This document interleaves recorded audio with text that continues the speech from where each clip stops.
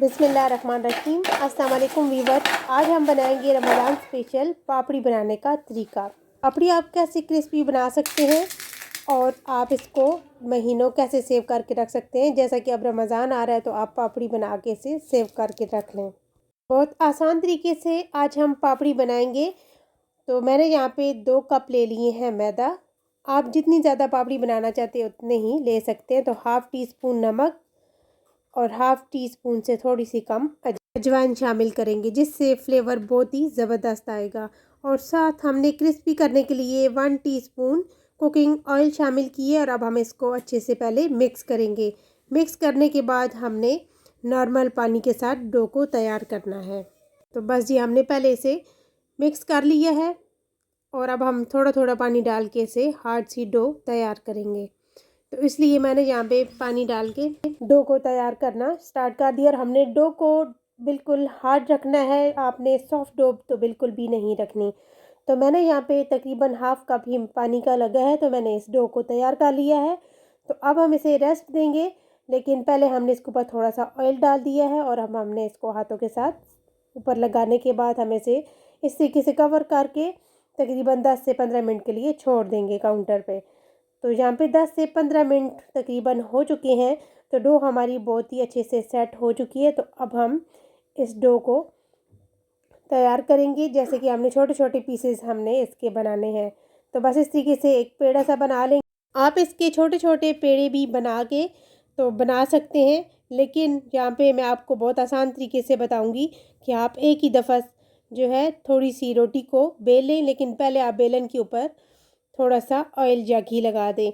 और आपने यहाँ पे इसके ऊपर मैदा डस्ट नहीं करना, बस हमने ऑयल के साथ ही इसे तैयार करना है। बेलन को आप पहले से ही रेडी करके रख लें, इस तरीके से आपका टाइम भी कम लगेगा। तो मैं इसलिए आपको बता रही हूँ, तो साथ साथ जो है सारी टिप्स शेयर कर रही हूँ।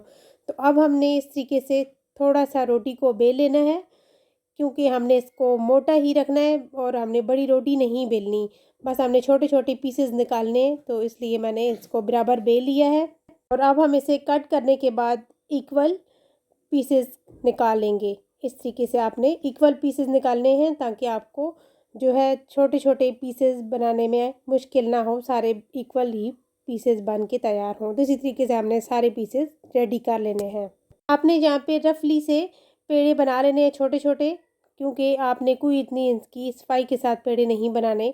अगर रोटी का कोई छोटा थोड़ा बहुत मसला हुआ तो वो भी बुरा नहीं लगता, बस सही है।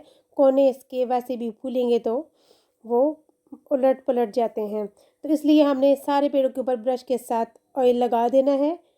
यहाँ पे आप देखें कि ये आपने काम साथ साथ टिप्स देखते जाएं, वरना आपकी ये रेसिपी क्रिस्पी नहीं बनेगी, यानी कि पापड़ी क्रिस्पी नहीं बनेगी।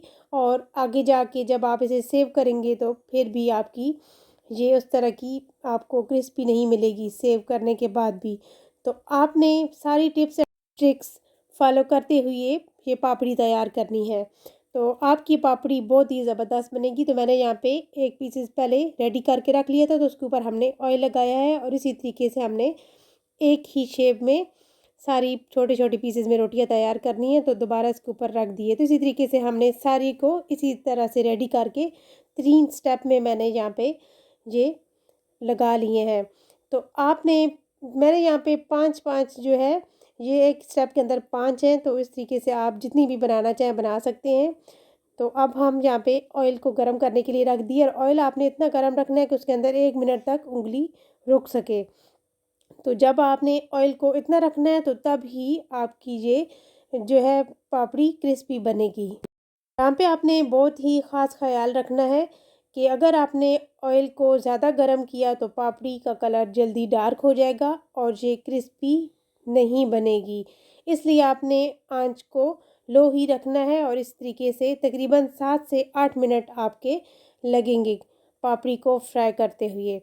तो आप यहाँ पे देखें कि मैं इससे ऑयल डालती जाती हूँ और ये खुद ब खुद खुलते जाते हैं सारे पीसेस, क्योंकि हमने इनके अंदर ऑयल लगाया था। तो इस वजह से ये चिपकती नहीं है, बस ये खुद ब खुद ऑयल के अंदर जब ये गर्म होती जाती हैं तो खुलती जाती हैं। तो आंच को मैंने मीडियम ही रखा हुआ है। और अब हम इनको साइड इनकी चेंज करेंगे और इसी तरीके से हमने इनको पका लेना है। और जहाँ पे देखें कि ये सारी खुल चुकी हैं और ये काफ़ी हद तक फ्राई हो चुकी है। इनका कलर डार्क होना स्टार्ट हो गया है। तो अब हम आंच को करेंगे हाई और इनको फ्राई करेंगे ताकि ये इनके अंदर से जो ऑयल है वो ख़त्म हो जाए और ये क्रिस्पी हो जाए, इनका गोल्डन सा कलर आ जाए। और ये टिप्स आप जब फॉलो करेंगे तो आपकी रेसिपी यानी कि आपकी ये जो पापड़ी है ये बहुत ही ज़बरदस्त बनेगी। तो यहाँ पे देखिए कि कितने ज़बरदस्त कलर में हमने गोल्डन से कलर में पापड़ी को तैयार कर लिया है। अगर आप पहले से ही ये आंच को हाई रखते तो आपकी ये पापड़ी डार्क हो जाती और अंदर से ये क्रिस्पी नहीं होती। तो इसलिए सारी टिप्स को फॉलो करते हुए आप जो है रेसिपी तैयार किया करें तो आपकी रेसिपी कभी भी ख़राब नहीं होगी।